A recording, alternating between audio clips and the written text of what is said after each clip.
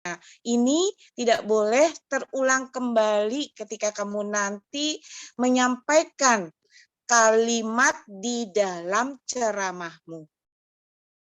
Ya, nah, kadangkala kalian mengucapkan kalimat itu tanpa disengaja atau refleks. Contohnya adalah para hadirin yang saya muliakan. Ya, terasa kalimat yang kamu sampaikan tidak ada kesalahan di dalam kalimat tersebut. Tapi kalau kita perhatikan kalimat yang tadi kamu sampaikan, ada satu kata yang membuat kalimat itu menjadi tidak efektif. Jadi, hari ini kita belajar masih berkaitan dengan teks ceramah, tapi lebih difokuskan pada kebahasaan. Kebahasaannya lebih kita perdalam berkaitan dengan kalimat efektif. Kamu sudah mengetahui bahwa teks ceramah itu beda dengan pidato, prinsipnya sama, tapi ada perbedaan sedikit di dalam penyampaiannya. Strukturnya kamu juga sudah mengetahui. Nah, beberapa ciri kebahasaannya, salah satunya adalah kalimat efektif. Ya, nah, tayangkan dong WA dari saya di hadapan teman-temanmu. Bisa, Naswa? Bisa, Bu. Ya. Sudah. Ya. Kalimat efektif, ya, apa sih yang dimaksud dengan kalimat efektif itu? Silakan yang membacanya Syarif Hidayat. Hari ini ada ya Syarif Hidayat. Silakan, kalimat efektif adalah Syarif, Syarif, Syarif. Tidak ada, menghilang. Biasa, berikutnya saya minta Cika. Cika, terdengar suara saya, Cika? Cika. Ya, Bu, saya dengar. Ya, silakan. Apa yang dimaksud dengan kalimat efektif itu? Kalimat efektif adalah kalimat yang disusun berdasarkan kaidah bahasa Indonesia. Kalimat secara tepat dapat mewakili pikiran dan keinginan penulis atau pembicara. Ya, ketika kamu menggunakan bahasa Indonesia dalam situasi yang resmi, kalian harus menggunakan kalimat yang efektif. Kalimat efektif itu adalah kalimat yang menggunakan tata bahasa atau kaidahnya bahasa Indonesia. Sejago-jagonya kamu bahasa Inggris, ketika menggunakan bahasa Indonesia dalam situasi yang resmi, kamu tidak boleh menggunakan kata itu kata Indonesia, tapi kaidahnya bahasa Inggris. Tidak bisa. Kamu harus menggunakan kaidah bahasa Indonesia. Sudah tentu beda dengan bahasa Inggris. Ya, nah berikutnya jangan pakai kaidah bahasa pergaulan. Jangan muncul perdebatan, Bu, saya makainya begini. Saya bilangnya cabe. Ya, saya sulit kalau mengatakan cabai. Loh, kan tadi Ibu sudah katakan, kan ketika kamu berkomunikasi dalam situasi resmi, kamu harus mengatakan cabai, gitu, bukan cabe. Gitu. Ya, nah berikutnya, apa yang dimaksud dengan kalimat efektif adalah kalimat yang diungkapkan oleh si penutur, si pembicara, harus sama ditangkap maknanya oleh si pendengarnya. Atau ketika si penulis mengungkapkan kalimat, harus ditangkap maknanya sama dengan si pembaca. Jangan sampai ketika saya berbicara, Cika nangkepnya beda. Contohnya gini, contohnya ya. Anak-anak ketika saya memberikan pelajaran, ya, yang membawa HP harap dimatikan. Cika langsung bengong. Hah? Apa, Bu Lis? Tadi Ibu ngomong apa? Yang membawa HP harap dimatikan. Jadi yang dimatikan siapa, Bu? Nah, itu tidak boleh terjadi. Itu contoh kalimat yang tidak efektif. Karena jika memahaminya, berarti yang dimatikan saya dong, Bu, bukan HP-nya. Anak-anak dilarang tidak boleh merokok, berarti boleh dong, Bu. Nah, saya kepleset berbicaranya. Maksudnya saya mau menegaskan kalimat tersebut, tapi akhirnya terplesetlah kalimat saya, ditangkap oleh si pendengarnya jadi salah. Itu tidak boleh terjadi. Apalagi ketika kalian berceramah di hadapan masyarakat, di hadapan audiens, jangan sampai kamu terlontar kata-kata atau kalimat yang membuat orang berpikir 2 kali apa yang kamu sampaikan.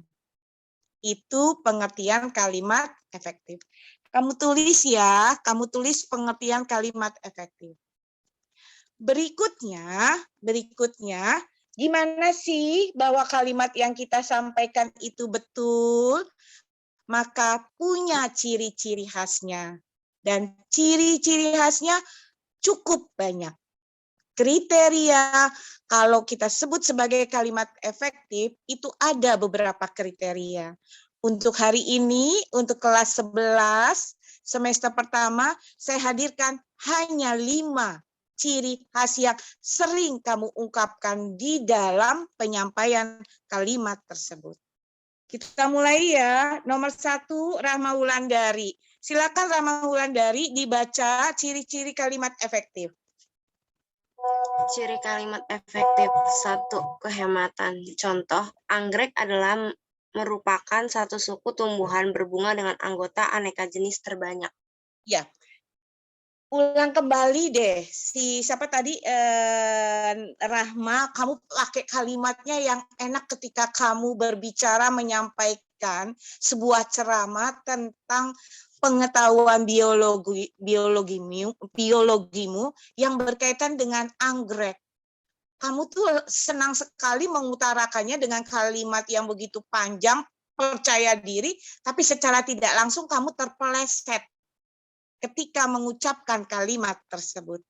Ya, diulang kembali Rahma cara membacanya ketika membacanya, coba suaranya merdu, intonasinya tepat, ya. Silakan diulang kembali. Anggrek. Anggrek adalah merupakan satu suku tumbuhan berbunga dengan anggota aneka jenis terbanyak. Ya. Tanpa kamu sadari, kalimat yang kamu sampaikan tidak efektif.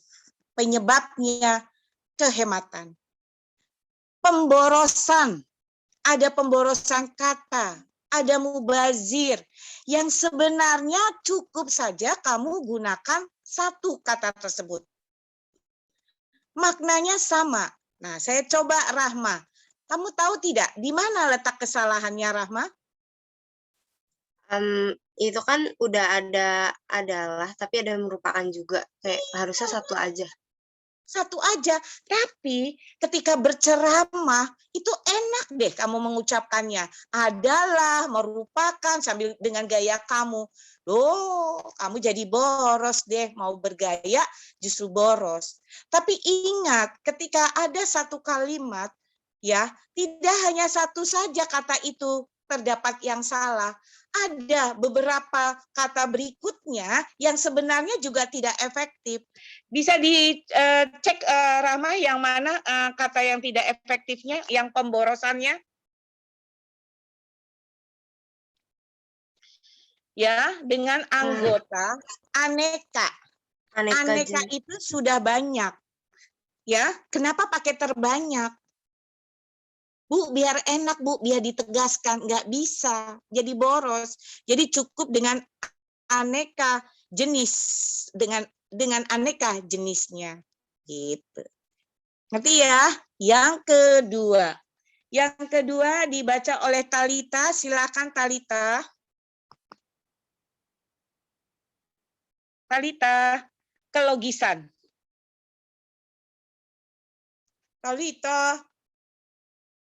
Hilang, ya, kebiasaan. Talita, kebiasaan suka menghilang dari peredaran. Berikutnya, Saila Hikmah Ramadan. Silakan, Saila. Iya, Bu.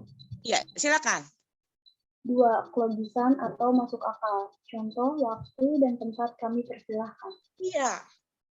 Ketika kamu menyampaikan sebuah kalimat, dan ini sering sekali digunakan oleh orang, ya ketika menyampaikan sesuatu di hadapan umum atau mau jadi pembawa acara. Yang mendengarkan, yang tahu kaidah bahasa Indonesia, itu langsung kupingnya panas. Waktu dan tempat kami persilakan. Jadi yang datang ke depan bukan si Zara Zahwalubis, tapi si waktu sama si tempat. Bukan itu majas. Ingat, ketika kamu menyampaikan dalam situasi resmi, kamu tidak boleh menggunakan majas. Karena nanti bisa menimbulkan salah makna, tidak logis, dan seterusnya. Kecuali kalau kamu sedang bercerita. Jadi waktu dan tempat kami persilakan salah.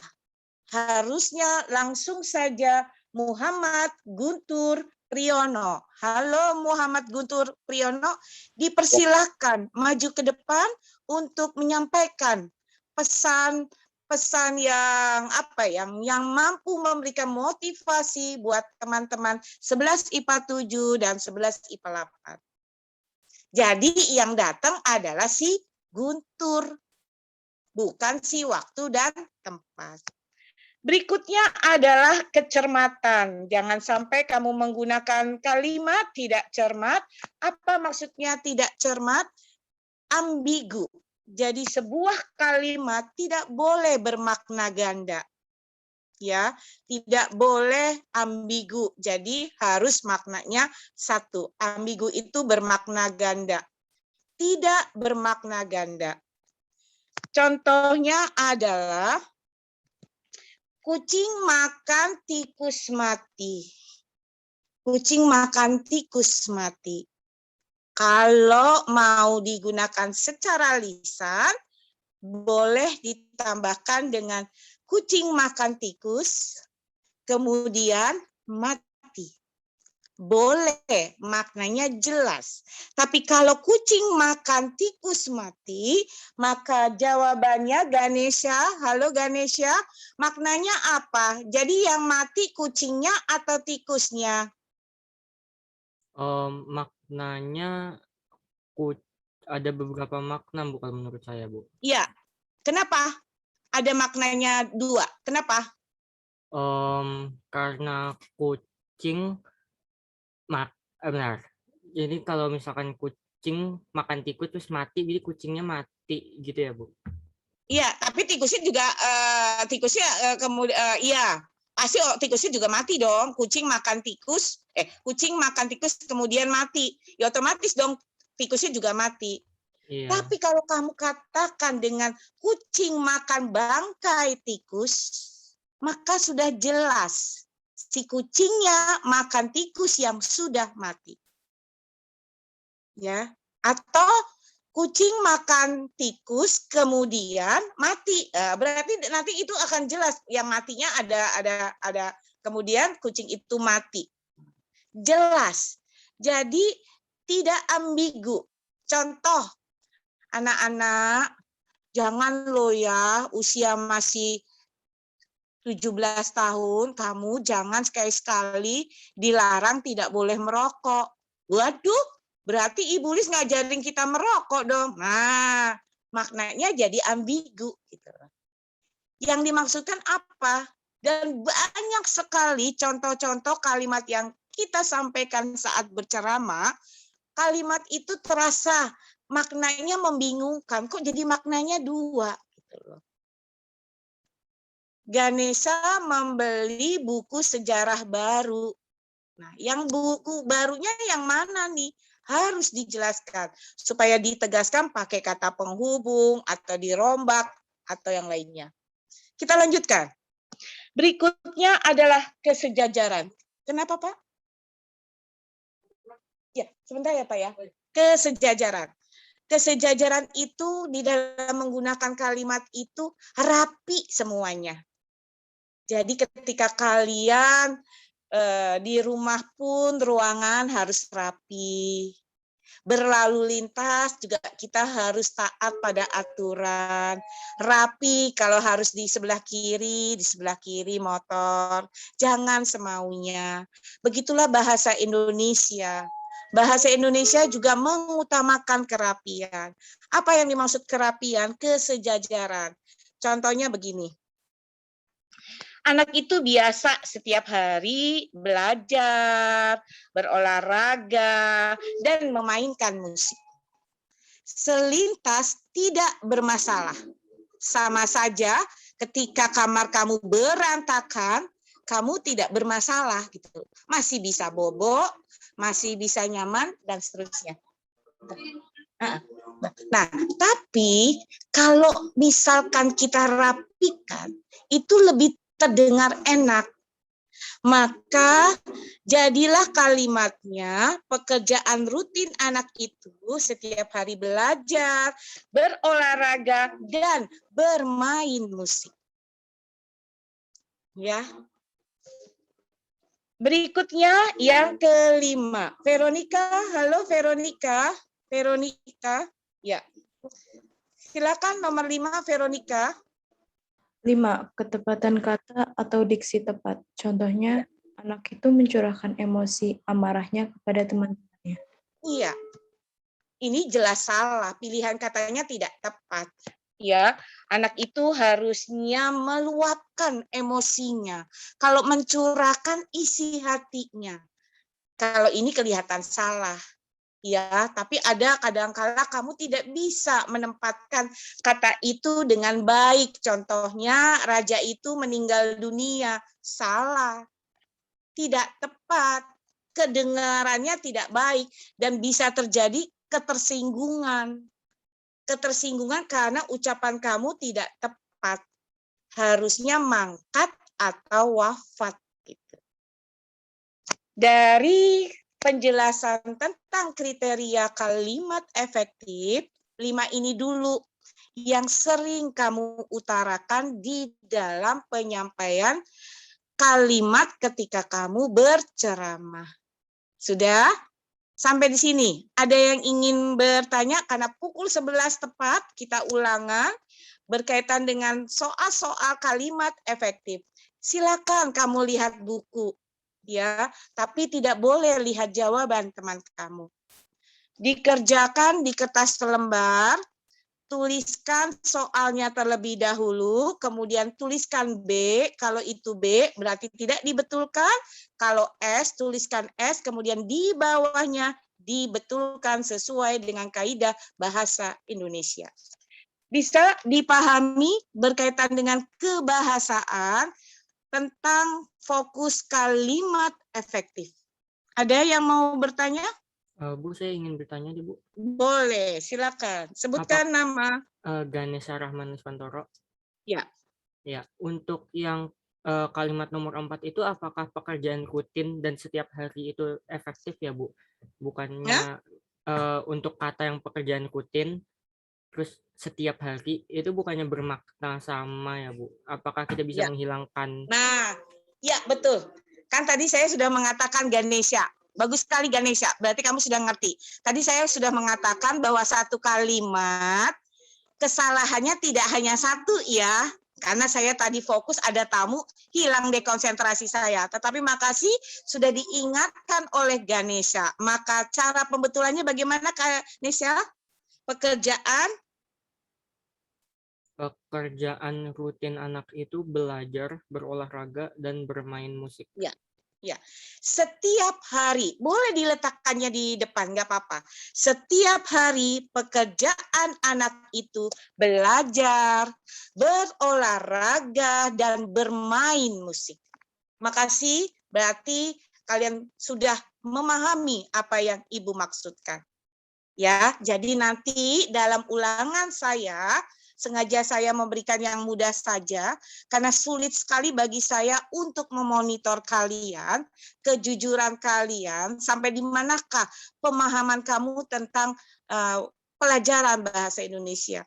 Saya selalu berharap kalian menjunjung tinggi yang namanya kejujuran, sportivitas kamu yang begitu kuatnya, komitmennya. Saya nggak akan melihat jawaban teman. Saya tidak akan menyalin jawaban teman.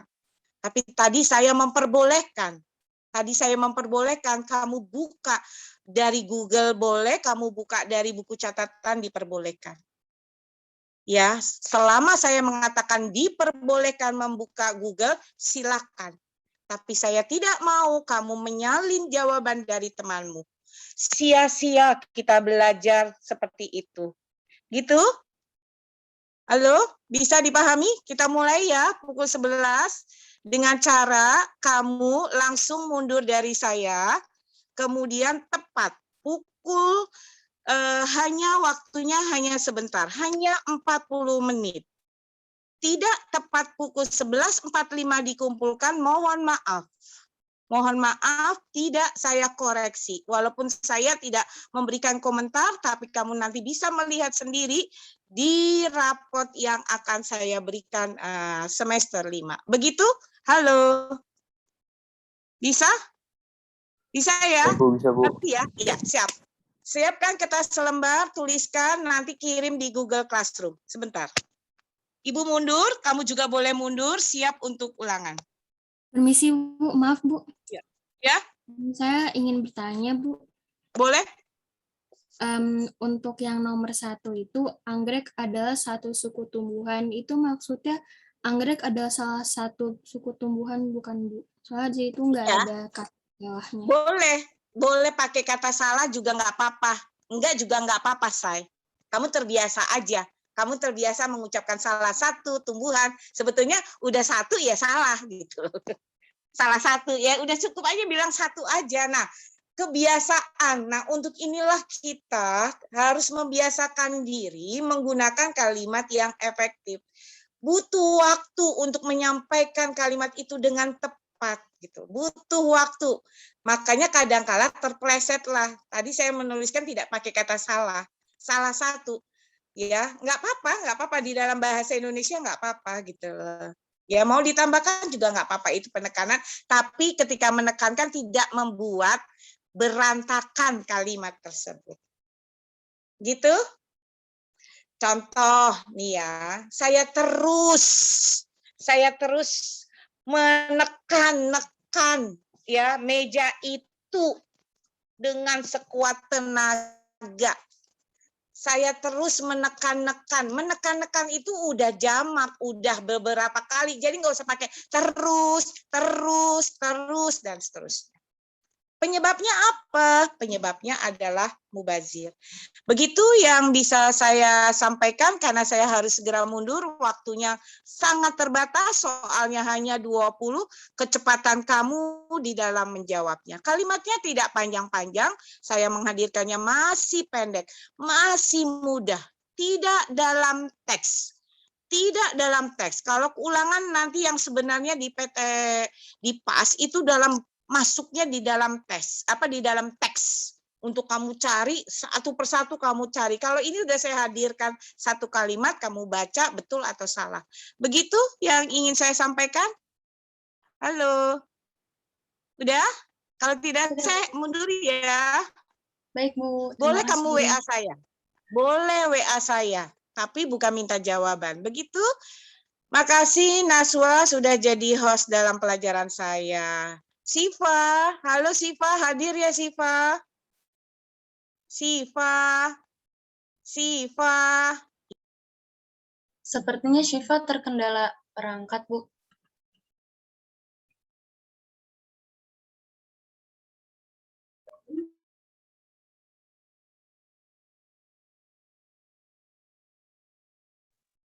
Kayaknya udah boleh live deh. Tulisnya udah nggak ada.